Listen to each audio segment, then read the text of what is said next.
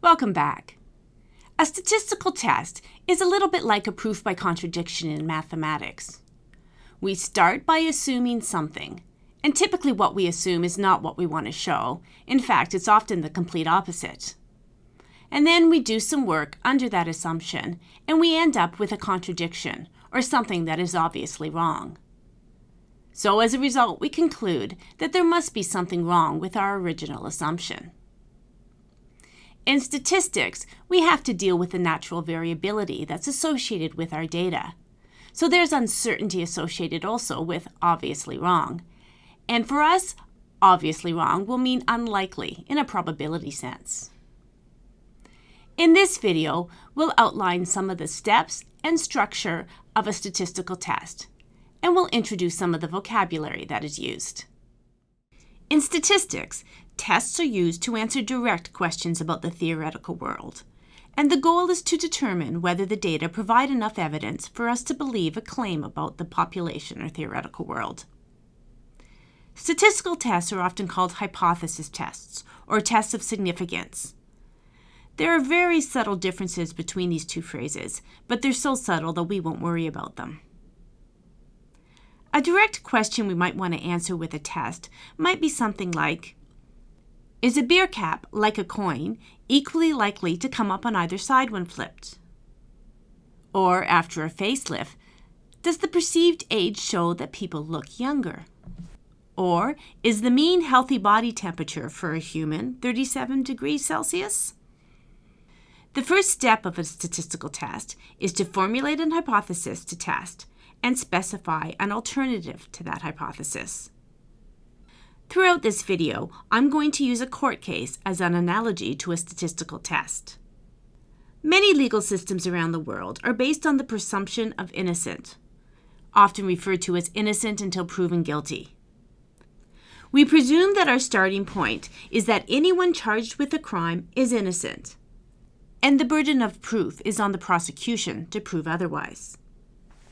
In statistics, the presumption of innocence corresponds to what we call the null hypothesis, written as H subscript 0 and typically said H naught, where naught here is nothing or zero. The null hypothesis says that nothing is happening. That is, it's the status quo, or there is no relationship, or there are no differences. We use the null hypothesis as a working hypothesis. We assume it is true and see if our data are likely under that assumption, or if they contradict it. Usually in a court case, we're trying to show that the defendant is guilty, and that corresponds to our alternative hypothesis in statistics. Sometimes the alternative hypothesis is called the research hypothesis because it's what the research wants to show. The alternative hypothesis is written as an H with a subscript, a lower or uppercase A. That's the notation I prefer. Some people like to write it as H with a subscript 1, in contrast to H sub 0 for the null hypothesis. Like the prosecutor who wants us to conclude that the defendant is guilty, we typically want to prove that this research or alternative hypothesis is true. And the way to make that conclusion is to see if we have enough evidence to rule out that any differences from the null hypothesis could be due to chance. So an important first step in any statistical test is to carefully define what our null hypothesis is and what the alternative is. As an example, if our goal is to show that facial plastic surgery reduces the mean perceived age, our null hypothesis would be that nothing is going on. So we'd assume that the mean perceived age change is 0, and our alternative would be that the perceived age change is positive. That's assuming we're calculating age change as the perceived age before minus after surgery. That's an example of a one-sided alternative. We're only interested if the mean perceived age change is positive, meaning patients look younger. We can also have two-sided hypotheses. In our beer cap example, if we're interested if it's 50-50, we'd be interested in whether the chance of getting reds is greater than a half or if it's less than a half. So then we'd use a two-sided alternative corresponding to not equal to a half. In most situations, two-sided tests are appropriate, and if you're ever in doubt, use a two-sided test. The first step in any statistical test, then, is to clearly specify what the null hypothesis is and what the alternative to it is. In a court case, we need evidence collected by the police and prosecution, which brings us to our second step. The second step in our statistical test is also to put together the evidence. In statistics, the evidence is provided by our data. In order to make the data useful, we have to summarize it into a statistic called the test statistic. Like any statistic, the test statistic is a numerical summary of the data.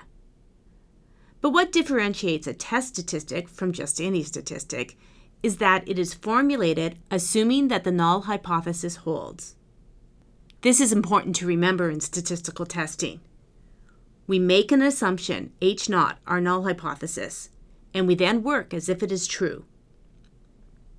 So as an example, if we assume that a facelift doesn't lower the mean change in the perceived age of a patient, then we construct the test statistic under the assumption that the mean age change is 0. So our second step is to accumulate some evidence. That is, collect some data, summarize them into a test statistic, always assuming that the null hypothesis is true. Once the evidence has been collected and summarized for the judge or jury, they have the responsibility of careful deliberation. They need to decide if the evidence is overwhelming enough to reject the presumption of innocence, beyond a reasonable doubt. In statistics, the tool for deliberation is a p-value. A p-value transforms a test statistic into a probabilistic scale. It is a number between 0 and 1 that quantifies how strong the evidence is against the null hypothesis. If the evidence is not beyond a reasonable doubt, that means that chance, or the natural variability we expect, is a reasonable explanation for anything we see in our data that is not consistent with what we'd expect if the null hypothesis is true. To decide whether the results could just be due to chance, we ask the question, if the null hypothesis is really true, how likely would it be to observe a test statistic, our summary of our data, of this magnitude or even larger, just by chance? The numerical answer to this question is the p-value. The smaller the p-value, the more unlikely it is that we observe our data, assuming the null hypothesis is true. So the smaller the p-value, the stronger the evidence we have against the null hypothesis. A p-value is not a measurement of how likely it is that the null hypothesis is true. The null hypothesis either is true or isn't true. We may not know which it is, but we can't put a probability value on it because it's not random. What a p-value does tell you is how likely the observed data would be if the null hypothesis were true. It's a measure of the strength of the evidence against the null hypothesis, and the smaller the p-value, the stronger the evidence.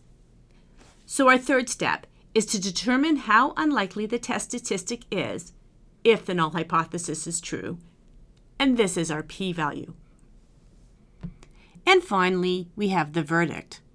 Our judge or jury has one of two choices. They could decide that the evidence is not strong enough to convincingly rule out that the defendant is innocent, and they'd conclude not guilty. In statistics, not strong enough evidence means the p-value wasn't small, and we conclude that our data are consistent with the null hypothesis. We can't conclude H0 is exactly true, but we can't reject it either. Or our jury could decide that they are willing to rule out the possibility that an innocent person stacked up this much evidence against them, and then they'd reject the presumption of innocence and conclude that he or she is guilty. The corresponding situation in statistics is a small p-value. We have data that are unusual enough that we are willing to rule out that the null hypothesis is true, and by chance we got the observed data that we did. In this case, we have a small p-value, and we reject the null hypothesis, concluding that we have sufficient evidence against it and that the alternative hypothesis must be true. In this case, we say we have a statistically significant result. At this point, you may be wondering how small is small for a p-value. 0.05 or 5% is a very common cutoff for small, but it's a little bit arbitrary. If we get a p-value less than 0.001, That can be considered strong evidence against the null hypothesis. Larger than that, but less than 0.01, is still pretty good evidence against the null hypothesis. And after that, it starts to get a little bit gray. Between 0.01 and 0.05 is considered small enough evidence to say the null hypothesis is not true in many situations. In other situations, even getting a p-value between 0.05 and 0.1 is enough evidence to conclude that the null hypothesis isn't true. When we get one of these larger values for our p-value, the evidence against the null hypothesis isn't as strong. And if we get a p-value greater than 0.01, that means that if the null hypothesis is true, what we've observed in our data is something that happens 10% of the time. Then we conclude that our data are consistent with the null hypothesis. Depending on the context of the problem, you might be willing to accept a larger or a smaller p-value. If concluding that you have a statistically significant result is going to incur a lot of expense or possible discomfort for people, then you'll want a smaller p-value than if the consequences of a statistically significant result aren't quite so expensive or inconvenient. So the final step in a statistical test is to make a conclusion based on our p-value in the context of our problem. To summarize, here are the 4 steps of a statistical test. In the upcoming lectures, we'll apply them to real data and real questions.